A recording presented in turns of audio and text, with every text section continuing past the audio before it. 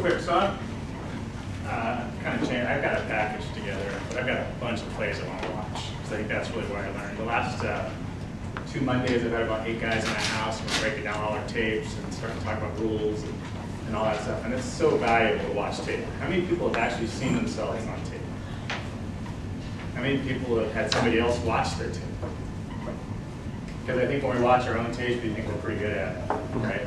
And then we have to be honest with each other. So I highly recommend that you develop a peer group and try to get some tapes and start breaking them down. That's so valuable to learn, okay? So not because I wasn't involved with the first part of this camp, I want to just go through some stuff for me as an evaluator. I evaluate in the high school group here. I get out on Tuesday nights, so if you get a varsity game at Eastlake, Skyline, Redmond, or Eastside Catholic, which is about a mile of my radius of where I live, so I can take my boys with me and we can watch basketball. I'll be out watching. And some of the main things I talk about is position. I mean, that's probably the majority of my evaluation is all about where am I at on the floor, where are you at on the floor, where you're supposed to be at the floor. I don't talk a lot about play calling, judgment. It's not my job to do that. But I'm not very good at it sometimes. I want to make sure I'm in the right spot. So if I get you guys in the right spot, then that's going to help your judgment and everything else, okay?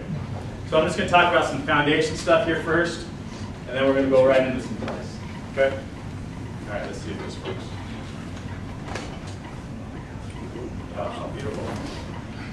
So we don't talk about play coverage, we talk about player coverage. I think it's really important that we change our mentality about where we're at on the floor. It's the players will dictate where we should be. So we want to make sure we're doing player coverage.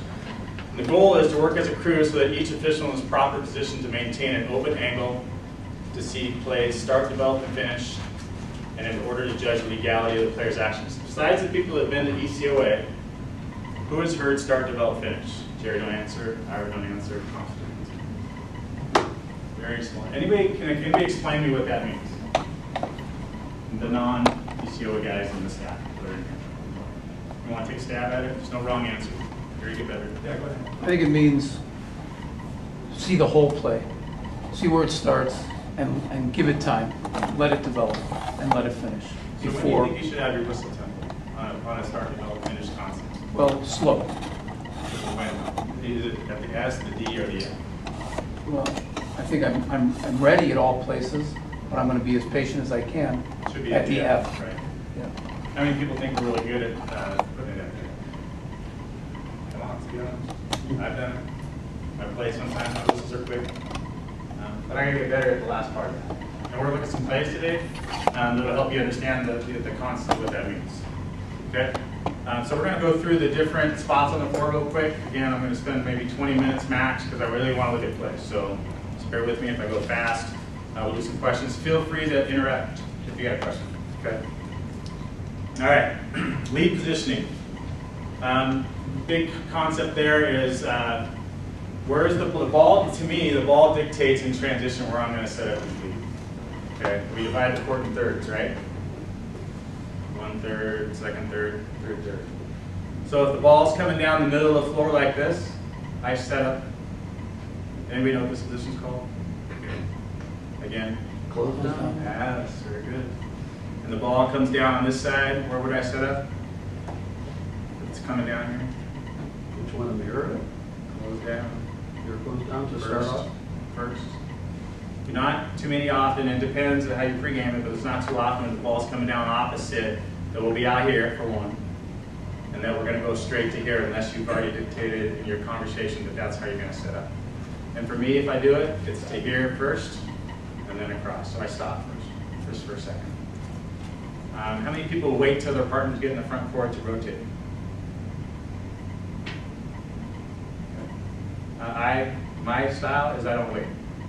I talk about my pregame. At this level, you guys should be able to run from baseline to center, trail to the new center. Does that make sense? Because if I'm waiting for Drew Hendel to get up the court, he'll be there a while. Just kidding. Drew here. Easy target. Easy. I think Manish is older than you, and I know he runs better than you. So I need better. Okay, so just a conversation. I don't want to get that. Okay, here we go. Ball comes down, opposite, pause, rotate. Okay. opposite matchup, accelerated pace. I have a play later that will show you how we do this, but this is really important. Okay, we want to get ball side as quick as possible. And you'll hear that hopefully from the staff as you guys are out working games. Ball side as quick as possible, no delays. Every time. It's okay if you go back and forth. Okay, understand what you're doing, but get ball side, especially when you come down to the front court and your bigs are already set up down there. So you need to get there. Okay? Matt, I think one thing, and I hope these guys heard that you said, I think with their experience level, it's almost imperative that they go straight to close down. Yeah. On every transition, and then if they need to mirror or go, but work on that getting there. That's why, yeah, and another key is don't get beat. Get to the baseline, then you can adjust. For me, I always know where the ball's at in transition. Always. So I know if I need to be wide, close, or I'm going across.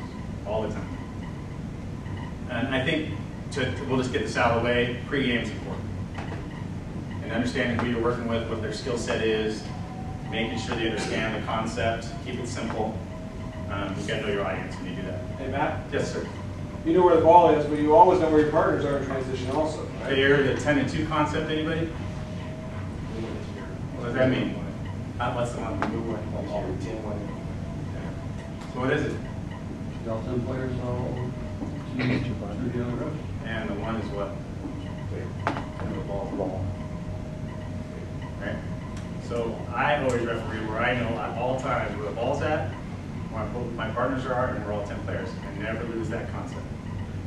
And guys that have worked with me and that have evaluated, they've heard me tell you that many times. It's basic. But you can't referee if you don't have that. And that's the one thing you probably need the most. Okay? Before you go, Yep. On this one here, it's not sprint straight down the court. You got to do the little circle, because if you go straight down the court, you can run somebody over, or you're on the court in a way. So make sure you swing out and then come straight to the close down. That's right. And then get back out. So that's a great point actually, Jerry. In transition, I never get where I have players behind me because then I can't see you. But if I have everybody in front of me, 9 times out of 10, I'll probably get to here and where the ball's at. It's going down middle. I'm cutting that. And then I'm going across. Does that make sense? That's it. You and I had spoke on the phone that when I taught the 3-person course, Mr. Latimer had asked during fast breaks, if you get beat, you slow down and watch the play. And I had indicated, I think what I communicated was never, just keep running. That was incorrect information, and I've asked Matt to address it. I was thinking of a scenario where the C is actually there to help you and you've got good coverage, but there are going to be times when you need to slow down and see the play. So if you could address that. And unfortunately, it happens, right? We get beat in transition because there's a steal that happens up high, and hey, I'm 44. I realize that I can't run as well as I used to be able to. So I got to pick my spots on the floor. So there's a couple things I look for on a steal. Transition is where's my center in the transition. Because if he's stuck in the front court and we're going the other way, then it's all on me. Okay, so then I have to put myself in the best spot to referee the defense. Okay, so if the players get ahead of me and I can't get in front of them, I will actually allow them to go ahead of me, and then I'll probably slide on the floor somewhere so I can look through the defense and find the defensive play. Does that make sense? Okay. I never believe that you need to run down the court like this, because you can't referee anything. You either got to get in front of them or behind them. Make sense? Okay. Never say never, but that's the philosophy I try to use. Here's that play. Opposite side. Ball goes below the free throw line, we better get our butts over there. And it's really fast. Okay? Lead, primary, or secondary coverage. Now, bear with me, if I show a mechanic that's not in high school, somebody that knows the floor coverage in high school, it's not too different, but there are a couple discrepancies. Feel free to speak up. But this tends to be the coverage area for 3-person. Trail has everything free throw line extent. I think this is that right? Center? Yeah. Is that right? Yeah. Trail goes lane opposite. You guys? Yep. And then everything outside here. The only difference is they draw it in the high school book as kind of a rounded tan area for the lead instead of that straight corner. But it's not a big deal. Okay. So here's your coverage. Lead, primary, secondary, third, probably. Okay. Lead positioning, initial setup we talked about, same. Third is the ball, right? Wide. middle or opposite, you get to close down and then rotate. I'm sure you've heard this many times. Stop looking for reasons not to rotate. If you thought about it, you're like, okay, get ball side. That's the key. Right away. The ball gets in the front court and I see the ball going down the middle opposite. I'm going. I'm pre-gaming. Partners know they're going. They're coming from trail to the new seat. You gotta hustle. None of this walking stuff. Rebounding for me, it's the post player. I don't referee rebounding very well. I mean, as a lead, I stay off plays around the basket. Okay, outside guys have a lot of trust in my outside guys on rebounding. Most of the time, as a lead official, you get stacked. So you probably have the worst look of anybody in the gym. So stay off rebounding fouls, and that's it. It's one of those where the guy comes at you, and you know he's probably gotten pushed, and your whistle's really late. Okay, center and trail have the best looks. So be patient. Okay, let's see this side. This side. Okay, coverage. We're set up like this. Ball's here in the yellow. Primaries. Lead has here. Trail has here. Center has here. Okay. Secondary coverage. Lead might have this play to help out. Trail's going to have this play to help out. And there's the center. Anybody heard of a 2-referee play before? What is it? Give me an example of a 2-referee. This diagram actually helps that a lot. Okay, well, I mean, I had one actually yesterday, and it's probably part of the reason why we screwed it up, but you know, anytime you're kind of in maybe one of those gray areas, the ball was coming down a little off center of the middle of the court. It was a fast break in transition. As the lead, I was trying to pick up, you know, the primary defender. The C was picking up the secondary defender, so we just had to really communicate that non-verbally and determine who had the best look. Okay, that's good. Okay, so here's the play I'll give you. 3-point shots with 2-referee play. All right? Give me a reason why we have 2 referee eyes on that play. You want to make sure we get a legal mark? Legal mark. Is the feet, are the feet good? Right? If the feet are good, the second set of eyes will help the feet. The primary official stays with the shooter, up and down. Right? It's got to protect the shooter the whole time. So the secondary official in that play will have to help out on feet. That's one. The other one is a hedge play, where you have a screener come up. He's going to come from someone else's area. You're not going to see him. 2-referee play. Make sense? Here it is right here. Yep. The X and O on the center goes to set a back screen on Right here. this play right here. Yep. So center's going to have stand that with the primary trail defender. still referee and the primary defender on the ball handler. That's correct. Okay. Here's another play. Primary's trail. Still refereeing. Center doesn't have a competitive matchup. Get a little uncomfortable when we don't have competitive matchups in our area. So how far do we go, right? We look for the next play of the kid.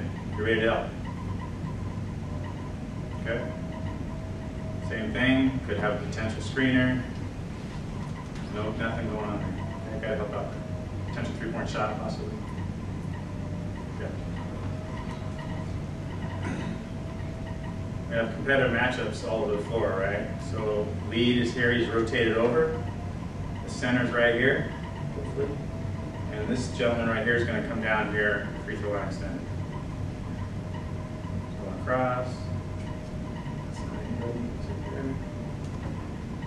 I don't think I'm just going to show it. So if the center is here, and you know that the leads come over, what should the center do? Stay there and keep refereeing the play. Stay there. So I bet you 70% of the time I watch games at the high school level, that the center official feels that the pressures come over, they just come across. The first thing is our tendency is to go out. Well, why would you step yourself on top of this play? If you're looking through the defense and this is your primary guy, right? So challenge yourselves not to go up. Stay put, or you maybe go down possibly. It's okay to have 2 C's. Have you heard that before? Just don't want 2 T's. Sometimes we'll have 2 T's. Okay. Primary. He's getting ready to help out in case this guy comes and sets a screen. Not a lot going on here, but this guy's got to get over it. In reality, in this clip, and this is just a snapshot, we don't see the whole play, we're late in rotation, I would say. It looks like the ball's already been settled. They've had post guys over there already, and we're not over there. Question? Even the big dogs screw up sometimes. Yeah. So when that C is gonna stay, is it up to the trail to sort of delay a little, or no, you know you're going down, get down, because you don't have anything to So when I watch. rotate from trail to center, right? Yeah. And as a trail, what's our angle at trail and lead normally? Most times. What's the angle we should have as a trail? Go back to the conversation I said about what's 10, 2, and 1. So if I'm trail, I'm 45-degree angle, I have everybody in front of me. Okay? And I'm that way as lead. Not as wide as the ball. Got everybody in front of me, I can see the ball, my partner's there. Right? When I'm center, I come flat on the sideline, and now I have everything in front of me. Okay? So if we're rotating and the lead's going over, I'm curling down to the center, flattening out on the sideline with my ass to the sideline. And now I have everything. The key on this is if there's a quick steal, then the center might not know that we rotated, because he's got this primary matchup in front of him. And the center and the lead, the new center and the lead are going to have to communicate. So they're going to have to feed off the guy that's supposed to be the new trail. Okay, so at that time we might have to go back, the lead might have to curl back around and fill the hole. Does that make sense? Okay. All right, center primary. Center official. Initial setup. One of the keys I never see is center officials never get to their initial setup spot, which is free throw line extended most of the time. Again, this is 99% of the time we're going to set up that free throw line extended. Have you ever heard of high center, low center? Talk about that a lot in my games. If I'm two offensive players and the ball above the free throw line, I work a high center, even if the ball's over on trail side. So what's going to happen? We're going to have a 2-referee play possibly. The ball's going to curl around to my side, and I'm already up there ready to accept the play. If I stay low, ball comes across, I've got to leave my head to go look for the 2-referee play. I'm moving my head off everything else. A lot of pressure on the lead. You now potentially could have to referee 6 players if we have 4 up on top. And now I've left and I can't see him or the other 6 players. So it makes sense if I go up high, staying flat on the sideline, I'm ready to referee that, now I have this view of everything still. Okay? Really important. Ball goes below, opposite of me on trail ball side, and it goes below the free throw line, I go to the low C. So the low C for me is the bottom of the circle. You know, on the key, free throw lane is the middle, and then you have that little circle. Low as that happens. Not saying you won't go any farther than that, you might have to. That's just a conceptual idea of where it's at on the floor. Okay, what I'm looking for is free throw line, high screens, low box, curl plays, screens, and cutters. Right, guys going through the paint, getting chucked, those types of things. And rebounding, crash the party. For me, yeah, Drew. When the ball goes trail side, as a center, you want to be walking toward the key. As long as there's no one behind you. And it's not too far, because then you lose your angle, especially when plays around the basket. But yeah, you want to get off the sideline. And there's no line in the sand that says you can't go this far. It's really your best to be able to play the referee players. Okay, but yeah, get off the sideline. You see a lot of plays where everybody's on the other side, and guys are first row still hanging out, right? Self-engaged with the play. Okay. Crash and party for me, rebounding, I referee as a center and trail official opposite blocks. Does it make sense why I would do that? If I try to referee on my side, what am I going to have? Asses. If I referee opposite, I got this. Right? So pregame. Hey guys, I'm going to referee as a center opposite lower block on rebounders. And trail's going to do the same. Okay? Open your windows. Open your angles. Okay? Okay, here's that 2-referee play we talked about, working a high center. There's that low center mark I was telling you earlier. High center, we have a screen play.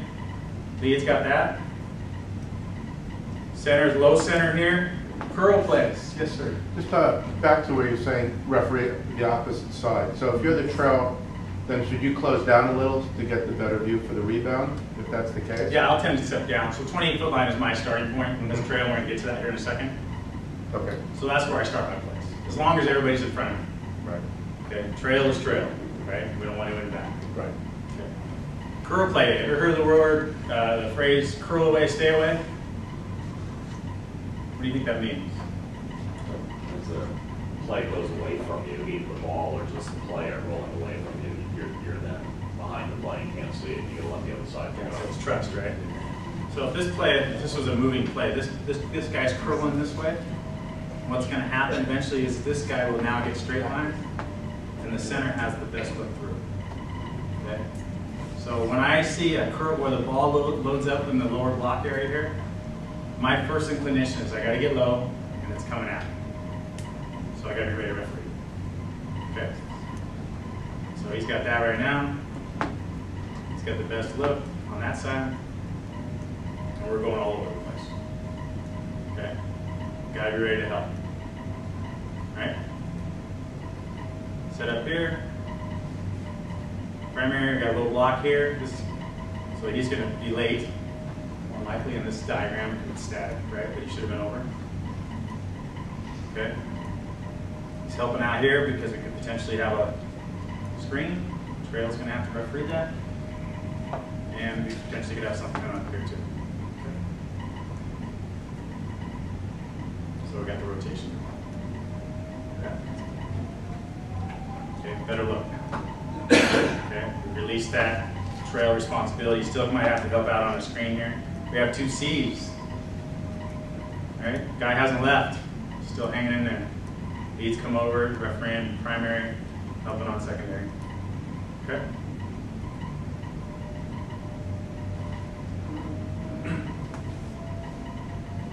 Three competitive matchups. What should we be doing? Tell me what the lead should be doing right now. Okay, ball side. Ball's right here, by the way. Yeah, the ball side. Okay. What should the trail be doing? It's up here. What's he looking at right now? What's his #1 competitive matchup? The top one. This one here? Yeah. Okay. Who has this? If you had to guess. Again, it's static. C. And who's going to referee the ball if the center has that primary matchup? The The lead. ball's right here. The lead. The lead's going to referee which one of these two? This The one ball with is. the ball. No, center. So here's the center. He's got the ball. He's got the best look. Everybody on the floor. Right? The lead's going to have to help on this play. Secondary help on this play. Trail has primary here. Secondary help here. Looks to me like he's kind of straight line though, the center. Well, again, static snapshot. I'm going to click this one more time and I'll tell you what he's going to do. Okay, now he's going to make a choice. One way or the other. So he's not stacked. It's a good observation, actually. Again, snapshots tell us just a picture in time. The lead's got to be coming. Center might try to get up on top of this play to look through it. Or this might just go right away from us, right? Sometimes we decide to get on top of plays and we choose wrong. Happens. There you go. Trail. Got that banana, kind of working the high arc, 45-degree angle still. Initial setups, 28-foot line. Anybody heard the words concept of 2 and 2? In transition as a trail. So ideally, we should never be 2 steps away or 2 steps left or right of the ball. It means we're connected to the play. Does that make sense? So if I'm trailing the play, the ball's up in front of me, if Jerry's the ball handler, I'm 2 away and 2 away. Okay, if Jerry goes over to Drew, and I'm refereeing Jerry from here, I have no help. Okay, a lot of pressure on Drew. So as the ball's coming down the middle, or opposite, I'm always 2 and 2 until I can release it to my primary, to my partner. Okay? Movement, move to maintain, not obtain. So we're going to be 1 step ahead of the play. Right? Work the arc and center side block and rebounding. Just talked about that. Okay, set up. The only thing I don't like about this picture, and I couldn't fix it, is I don't think the lead's out far enough. Is this where the ball's at right here? If I want to mirror the ball as a lead, I'm going to be probably right here, looking back in the post. Because the trail is still prime on this, and men's coverage. Women's coverage is different. Okay, for you that work women. Okay. So this is secondary help. It's a 2-referee play potentially on a shot, so the lead's got to have a chance to look at feet. And if he has to go back here to look at feet, then he doesn't see the punch that happens right here. So I would like to see him the L out here a little further. Okay, so I set that up. We're going to take away from 2 and 2. 2 and 2. Yeah. Not in the front court, we're not 2 and 2. That's one more than that. Transition. Great question. Yeah, is there a question back there? Just stretching. So lead should be out farther, being ready, referee, and help. Okay, so that's primary, primary, primary. There's that secondary. I tried to fix this. I have a question. The lead, are they facing this way or are they actually? Well, if the lead's out here at a 45-degree angle, like I talked about earlier, he's got peripheral vision here to help on feet, and he's looking back this way. His vision's this way. 45, here, ball's right here, I can still see it. Make sense? All right. So, a couple different areas here, right? Ooh, let's see, what's the lead looking at on this play? Which one of the three circles would be the lead's primary? Top of the key. Yeah. This one, or this one? Top of the key. This is the, and this is the lead. Oh, right oh, here. sorry, the lead, I was thinking trail. Yeah. Yeah, no, yeah. Yeah. Trail, center has this probably. Yeah. Look what's on the screen here, possibly. Trail has this. So lead's going to stay connected to this place, probably a little far away. The trail is a little farther away. Long ways to referee. There's matchups. Okay, secondary help on the screener. Lead has it. Should the center be that high?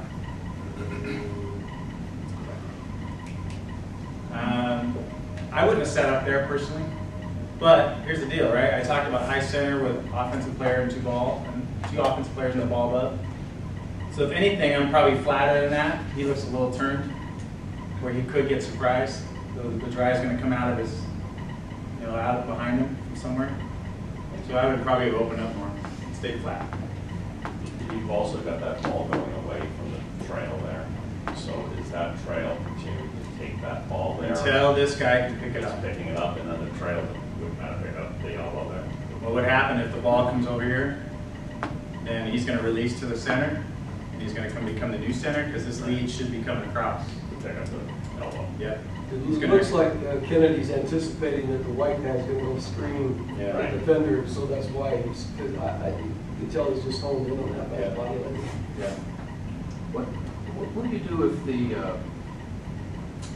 trail has a count going and he comes over to, the center's play all the way. coverage?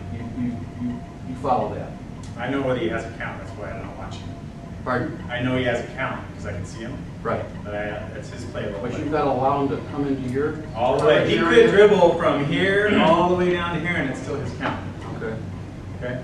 And you're just watching the next. Just watch it until he's done with his count, Yeah. and then there's release.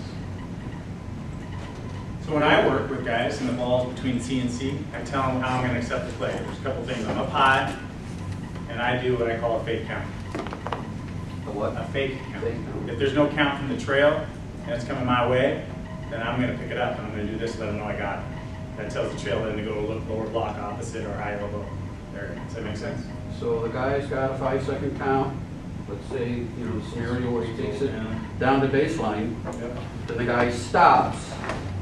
Another 5-second count begins. Then the C takes it over. That's right. Okay. And with that 5-second count, you wave him off with another hand in, or? No, it's a handoff. So if Joe has the count, it comes across. Yeah. Once he's done with that count, then I start my game. The only time you switch hands for me is when I've got this, and then you got to carry, and then I switch to here. Or you still have control of it, you're still maintaining the count. Yeah. Okay, make sense? No? Uncomfortable because it goes all Well, the I way down. just have to understand, Talk about it in your pregame. Especially if you work with veterans, they'll share what works for them. That works for me. I've been doing that for 15 years. It seems to work. It's the only way to keep that count going. That fake count kind of blows me. It's just one. Yeah. It's just a non-verbal communication to my partner that I've now accepted the ball. How would I manage? One of the things that I saw a lot of that relates to this, Matt, is as centers, we're not picking up the most competitive matchup right away. So when that dribbler does come into our area, it's like we don't have a good sense that we need to get on that right away. And the trail feels uncomfortable, like this gentleman's talking about, that it's getting clear over there and the center's not picking it up. Yeah. And we're honed in on really nothing. Yep. We should be looking for that because that's our most competitive matchup. We've got primary We don't referee. When exactly does the 5-second count end? Let's say you got a player that has good handles and dribbles, along the baseline and dribbles kind of in and out the key. Because I had a play kind of The book like is that. very clear about it, I think, and here's how I interpret the rule. If I'm dribbling and the defender's within 6 feet and has not broken the plane of the defensive shoulders, I count continues. Once he gets past the shoulders of the defensive player, counts off. Makes sense. Initial defense. Now, I think in high school, though, you guys can hand off. So if I'm a secondary defender and I come over to help out on the guy, say it's a double team and he goes the other way, it transfers to the next guy. So my count would continue with the original count.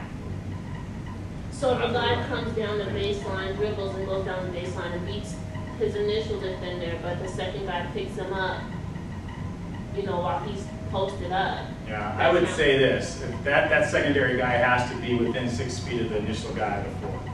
That's how I don't split hairs on it. Yeah, I'm just, you know, I've just. But the key for me is this, 6 feet in the men's game, breaks the shoulders, drop the count.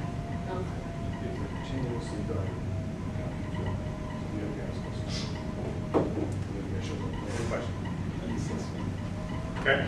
All right. I'm just going to go through this last slide. There's some terms here. I'm just going to briefly address, and then we're going to look at some plays for the last 30 minutes. And I looked at definitions a little bit. This is in this book that Tim.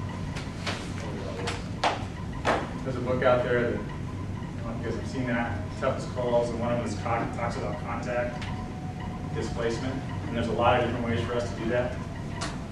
So I just listed 8 things, and I'll briefly discuss them, and then we'll look at some plays that will fill in the blanks a little bit. Player should not contact an opponent with his or her hand unless in contact with the opponent's hand while in contact with the ball. I'm dribbling, guy goes to reach for the ball. This is legal, how I read that rule, right? Okay, freedom of movement. Anybody understand what freedom of movement means? How would you define it? I'll give you an example. Passed off, going through the key, freedom of movement. First time I get hit, not freedom of movement. Make sense? I should be able to go wherever I want as long as I'm there before the defensive guy gets there. Make sense? Okay? So we have rebounding, freedom of movement and rebounding. Give me an example of when you wouldn't have freedom of movement and rebounding. Shot goes up, right? Outside guy's coming in, right? I'm trying to get there before the other guy, and the guy goes like this and wraps my arms. Now I can't get around, right? Illegal. Or pushes them out of the way so they can get them back. down. Right? Okay? Dribblers, dribbling through, got the ball. We'll talk about RSBQ. I'll give you a couple plays of that in a little bit. Dribbling through the ball, I'm going north-south, which is good. A little more patient with my whistle. I start going north-south and I get rerouted. East-west, quicker whistle. Okay, we're trying to get to the basket. Yes, Tim? We haven't defined north, south, east, west. So Okay, when I talk about north-south, I'm talking about baskets. Going to the basket, that's north-south. Make sense? Okay. The other one's the cutters I just talked about. Passed off, trying to get down to set a block, and all of a sudden some guy hits me. That's not freedom. Post. Arm bars and swim moves. Okay, big guy gets the ball. Defensive guy's got his arm. Legal or not? In my game, it's not. Once the guy receives the ball, I tell him, and I'll try to talk to him early. Once he gets the ball, I tell him to play chest to back. Because what happens when you do this, we're keeping him out of trouble, right? Because what's the next thing you want to do? Extend the arm, right? So we work on that. The other one's the swim move. I get the post, I get the ball, and I do the swim around. Or the dribbling. Do the wrap around as I try to go around, right? Not fair to move. The initial contact with the arm bar is kind of subtle. So I allow them to find them, and then I tell them to drop it. Okay. That's how I work. It works for me in my game. And I try to do as much preventative officiating as possible. Yeah, because they don't naturally just go up and chest up. No, they don't. I learned that the hard way. So I've only been the biggest guy for 1 year. I gotta tell you that they're a lot bigger than SP Western. Okay? And there was a few times where I was horrible in the post because I wasn't ready for it. And that's one of those moves where there's contact and you try to decide what you're gonna allow and not. And I have a tendency to allow games to play more physical. I feel comfortable with it because I know what I need to do to pull back when I need to. Not a good thing sometimes. So you're talking to them is what you're saying? I try early. And that's pregame too, I'm sure. Yeah, I mean, you watch warm-ups, right? You know who the big guys are. You know the guys that can chew gum and walk and dribble and all that, right? You know who the disruptors are, right? Watch them try to lay the ball in around, you know. I mean, there's a lot of things we do to figure out who the guys are. But I try to talk to them early, and then we get going. Contact from behind, Suzanne talked about that. Again, it's the push the guys up straight vertical, and the guy gives him the shove, gets the ball. That's not freedom. Incidental contact. There is incidental contact in basketball. Right? Enough so. Rough play, very important. Again, for me, it's at the next level for me right now. I'm working through that. What does rough play mean to me at the visual level? Again, because I like the physical part of the game. So it's a high school point of emphasis every year. It's a college point of emphasis every year. And they keep seeming to be bringing it back up. Verticality. For me, verticality, yes, sir. Just in terms of rough play, if you've tried to verbally warn the two guys are really going at it, do you ever call a double foul? It's one of your tools in your toolbox. Make sure you do everything else first. Make sure you know who created the content. Could have been the offensive guy coming down and dislodging the post guy. So, verticality for me is straight up and down. We're very poor at this. The guy can be here set, arms straight up and jump to the roof, and a guy can come into him. We always call it on the defensive guy. It's a legal play. Start to build, finish, see the whole play. Protect your shooters. Yes, sir. I think a subset of that we're even worse at is the guy goes baseline and jumps backwards into the defender. Oh, yeah. The defender straight up and down, and we call it on the defense 90% of the time. I'm going to show you a play here that has that exactly. Protecting shooters, the tap on the elbow, it's potentially two-referee play for not. For me, I think about what kind of look on contested shots does my partner have when they play a piece primary, and how can I help? So they hit here, just patient whistle, see what happens. The up and down, shooters got it right to go up and down, right? Straight up and down. You see a lot, I have a tape, I don't know if I'll get to it today, guy shoots it, kicks his legs out. We always penalize the defense. Who created the content? That's like, get your butt up off the floor. But we always bail the shooter out when he creates. Again, I watch warm-ups. So I see how guys shoot. Do they have a kick out on their leg? Do they jump forward when they do their jump shots? You know, those types of things, okay? Boxing out shooters, talked about that. And the bumping the free throw, one-on-one, right? In the men's game in college, I don't know what the high school rule is yet. Free throws, the guy in the upper block not back in across the lane line of the free throw shooter. Is that high school too? Okay. So we have to watch that as trail and center. Responsibility, right? Okay, let's do some those. Okay, so I've got realistic balance quickness plays. I have referee the defense. I have advanced whistle tempo, and I have crew communication. So let's look at a couple plays here. This is the RSBQ play. We're not here to talk about judgment. And if you know any of these people, be nice to them. Can we get the rest of the lights on? These tapes are, a lot of these came from Greg Nixon. He's one of the best officials we have in this area. He's worked a couple rounds in the NCAA tournament the last couple of years. Destined to work with him for. And he's a good friend and gets back to a lot of us.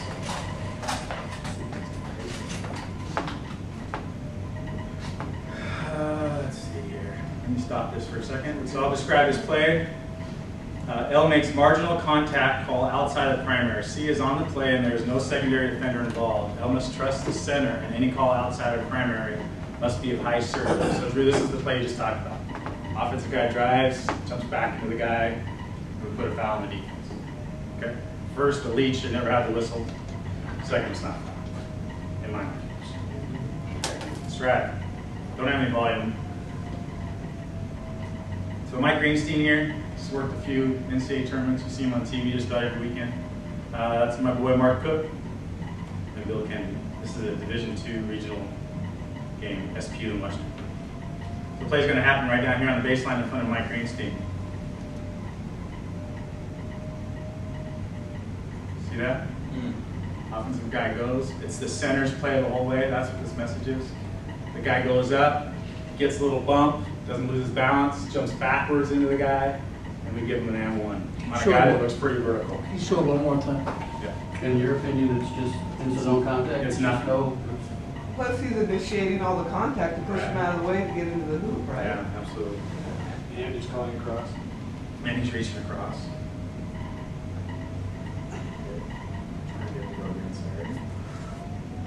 Did you ever call that as an offensive foul? I would never call any of No. Oh, but if he knocks the defender down on the floor, Right. you know, if it was really blatant. We'd have to do a lot to get him. I won't referee very many games if I put a whistle on this, let's tell you that.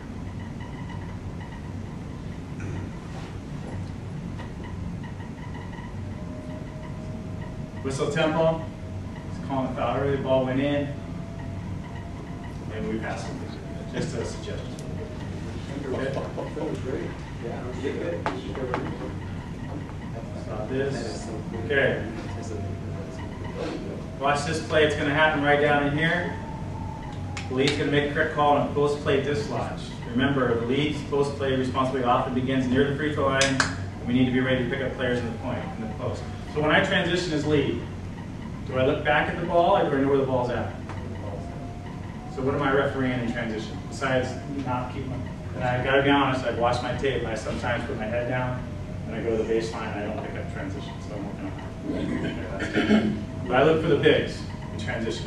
Very important, as you'll see on this play.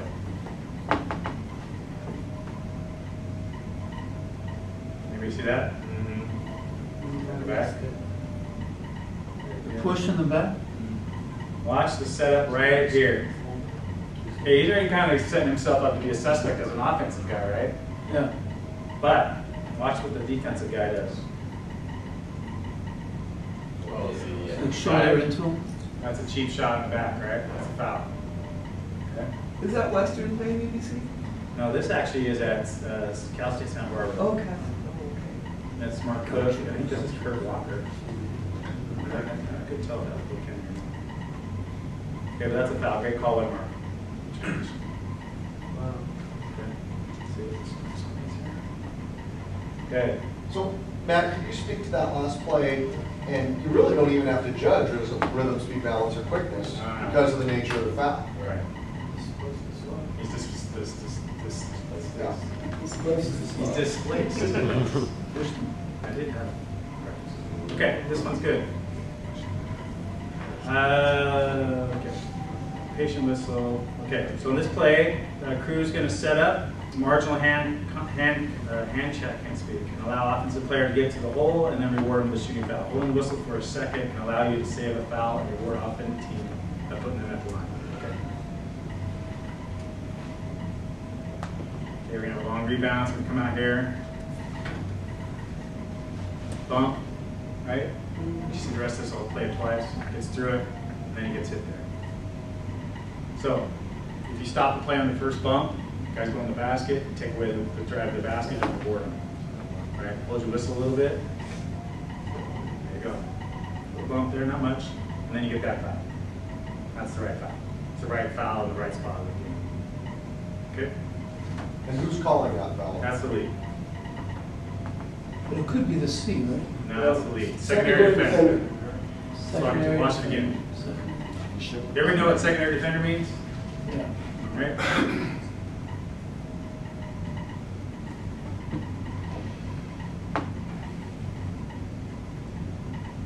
Okay, right now, primary defenders are here. Trail is primary. Okay, trail is passing on the contact. Right. Guys go in the basket. This gentleman right here is going to come over and foul. And that's the lead's guy. Got it. Okay? Got it? Right there. Right. These are good. This is the one that's going to have me in it. I'm really happy about this. What was the foul? He just put his hand out and tried to do it. Yeah. Okay. This is up in the frozen tundra of Anchorage, Alaska. And it's Greg and myself and Dexter. We're going to have a hedge play up here where I'm going to pass on contact. And it's a definite foul. And I miss it.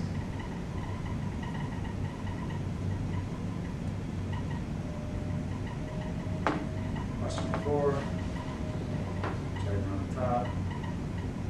That's a foul. Okay. Rhythm, speed, balance, quickness, not very good on my part.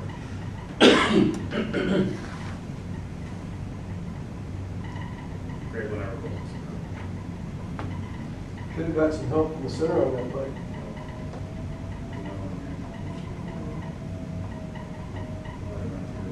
Tired. Got the screen. Oh. Foul? Somebody was screaming that at you. center could have picked up that bump. Well, look at, so here's, well, this is a great snapshot, right? So where are we at position-wise? No, he drew it. If I can go back, I He was can. really Defender. Let me try it again, sorry. That guy's flopping He right released there. the He is. Okay, watch this setup here. I'll punch this out here. Okay, so I'll trail here, right? We're good so far. Okay, now we got a lot coming out. Does Doug have any look? And I'll just call him out. Does Doug have any look here? No. Oh, Okay. Does Doug have any look here? Still kind of, No.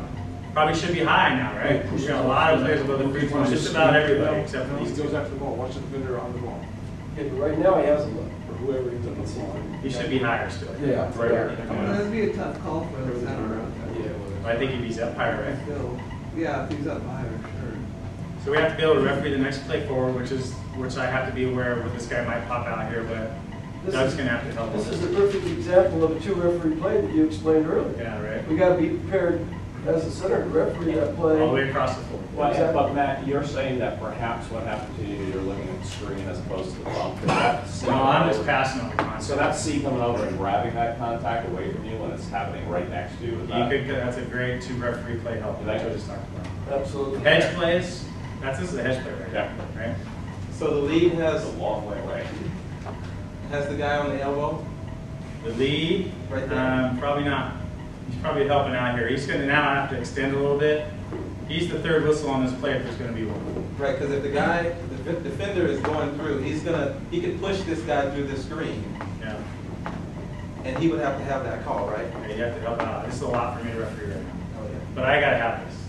Can you explain what you mean by hedge play? Yeah, is that in our terminology? The elbow, right, where the big guy comes up, sets the screen, and then he spins away to go to the basket.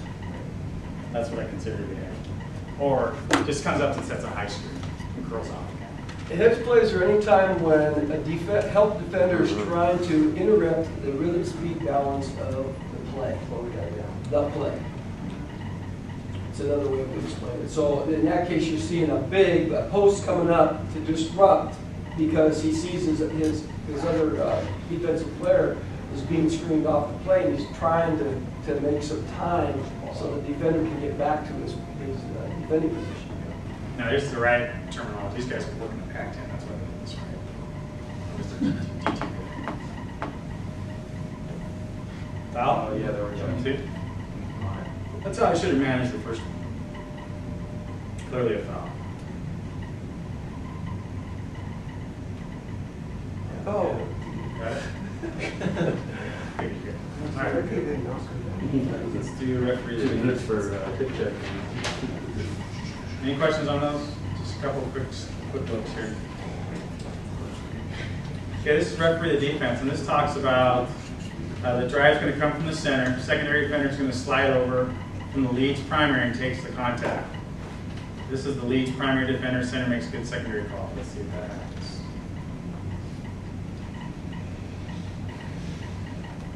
Oh, God. Okay, this is my screw up. Okay, watch again. Greg makes a great call on this. Where are you? I'm on the baseline.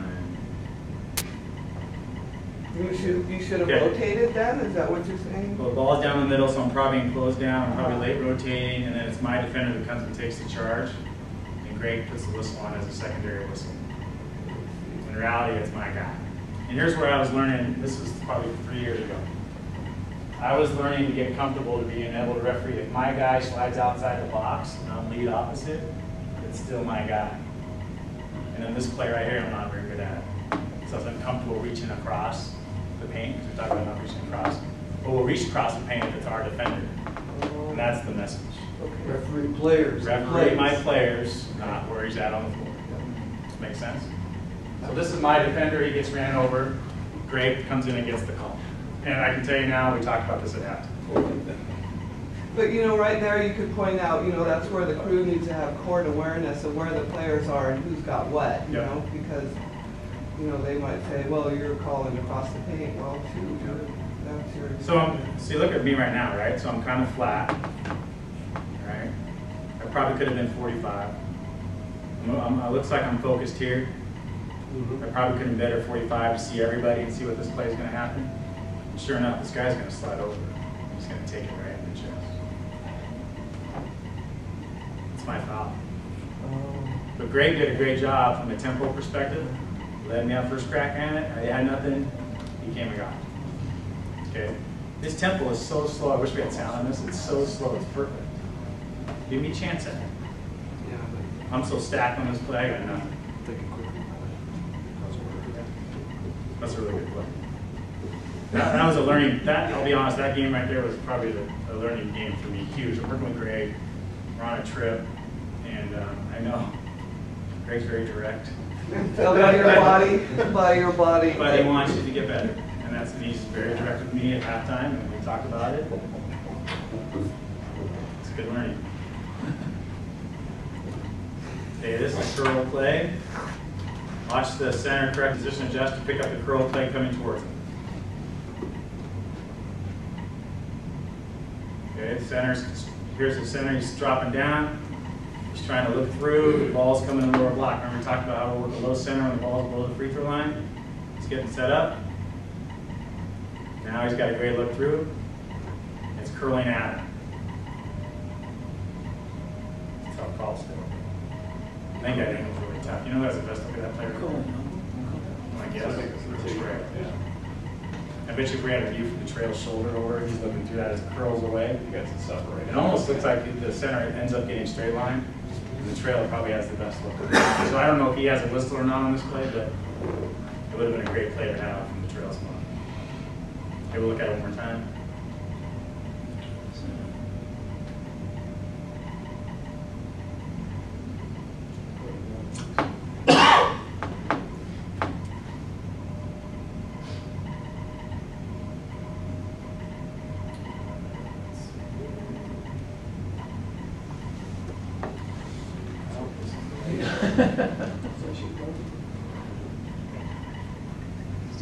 Sorry, I'm just trying to catch up with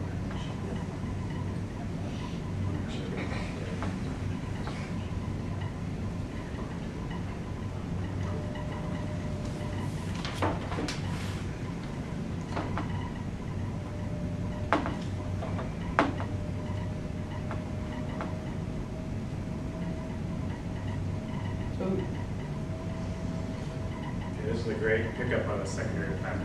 That's what I did do last time. Watch this again.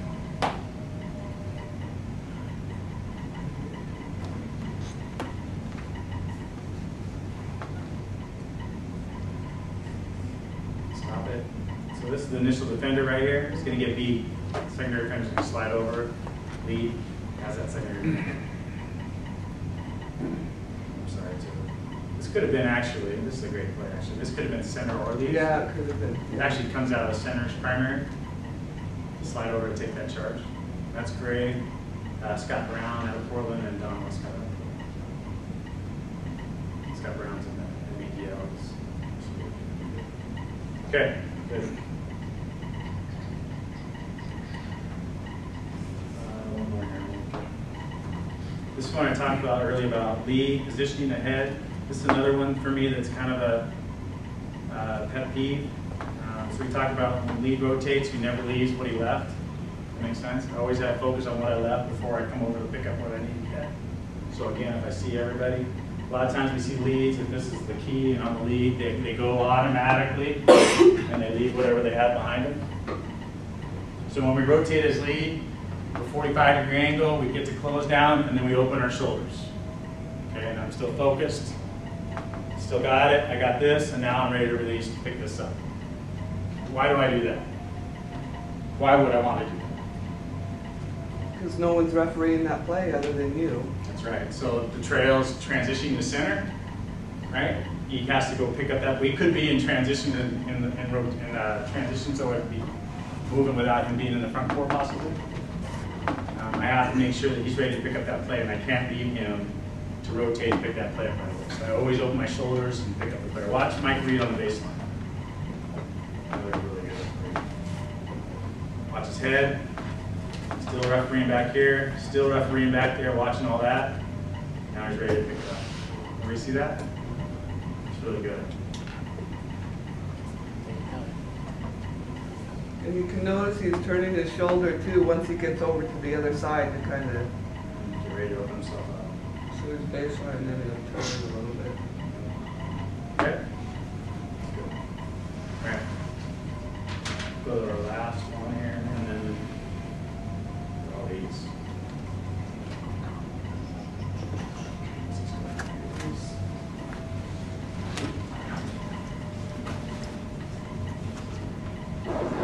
This is advanced whistle tempo. Of course, we don't have a whistle. Okay. On this play right here, going down in transition. The lead is gung-ho to do something, right? And he's always quick to show, right? We always talk about outside guys having to be slow to show. And there's been a philosophy change on that. All three of us should be slow to show. Does that make sense? We get excited when plays come at us as lead and we want to bang out that offensive charge call, right? And sometimes we forget that might not be our defender. It might be somebody else's. So the outside guys, of course, have the best view in transition because they're not running for the plays coming at their feet. We've got to be slow to show on all three spots. If you watch Mark Cook here, he's just got his hand up. And this guy bangs it out right away. Right or wrong, again, it's not a judgment thing. It's about tempo, whistle, and what you're doing when you communicate with the crew. Okay? Do these have audio on? They don't. Okay. Some do.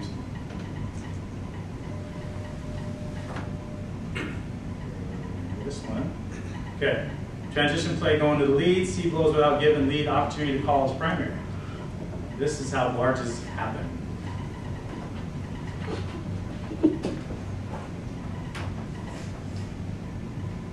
See that? They're already selling it. You can't see Mark on this play, but he doesn't even have this. I mean, he's already got his body going, and he's going the other way with it. Okay, probably not very good. We should do it again.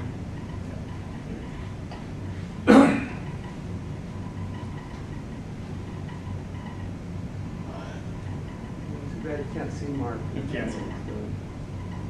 I know Mark well enough to know he probably just did this. Well, he probably knows the guy too. If you can't figure it out, we've seen a few of his plays already today. That gentleman. And I think the point on that, Matt, is that not the fact that a large didn't happen, they got away with it. But if we don't practice just putting our fist up and waiting to signal on a preliminary, we get in a habit.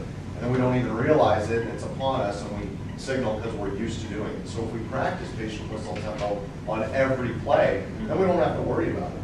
Right. Here's a really good one here.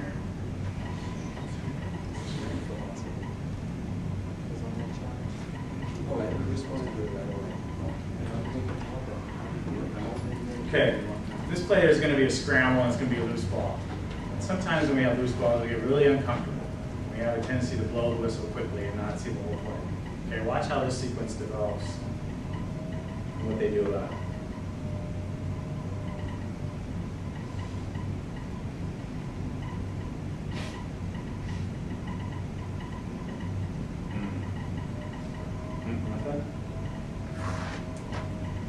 I guarantee we have a whistle right here, most of the time. Just be patient. You got one, sure. That C got pretty low. Yep, and you probably had to on this play, right?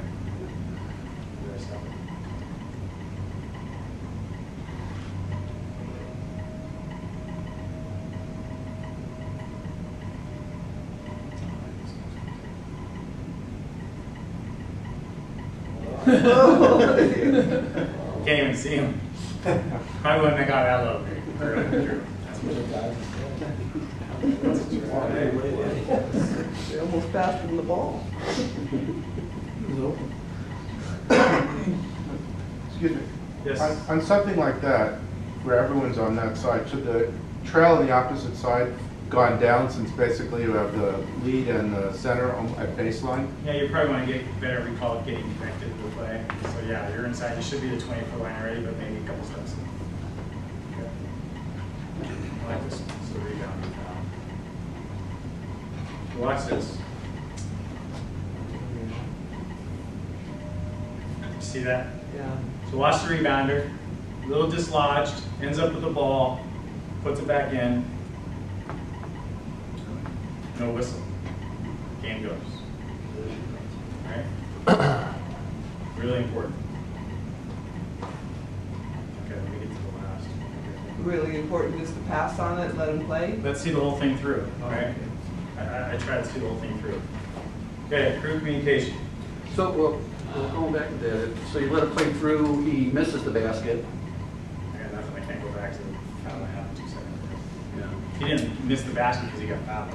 Well, that's what I'm saying, that's where I'm leading with this. He misses end the up with basket, you can't, you call the foul. Then it's It's a non-shooting foul, then it was happening. He got fouled. Well, on he the got- You don't rebound. even go He back got to it. fouled on the rebound, the next play is where he lays it in with no foul. Yeah, he got Right. fouled. But he got the ball on the rebound, so I have nothing, from now on, it's a clean slate. So I as can't soon go as he back. starts the motion for, Yeah, moving on. okay. So you would not make that call? No, That's 2 plays. 2 seconds. Okay, this is a, this makes me look good. We'll see it a couple times. Yeah, I'm gonna watch it. All right, we're gonna have a secondary defender. All right, that's gonna be my guy, and my partner's gonna blow on it. He's gonna sell before you have a chance to blow on this. Where are you? I'm gonna be here. This is Greg, and this is Doug. Okay, this is my guy right here. That's Doug's guy. These 2 guys. He's already leaning. Probably didn't get up higher. So he doesn't see this guy at all.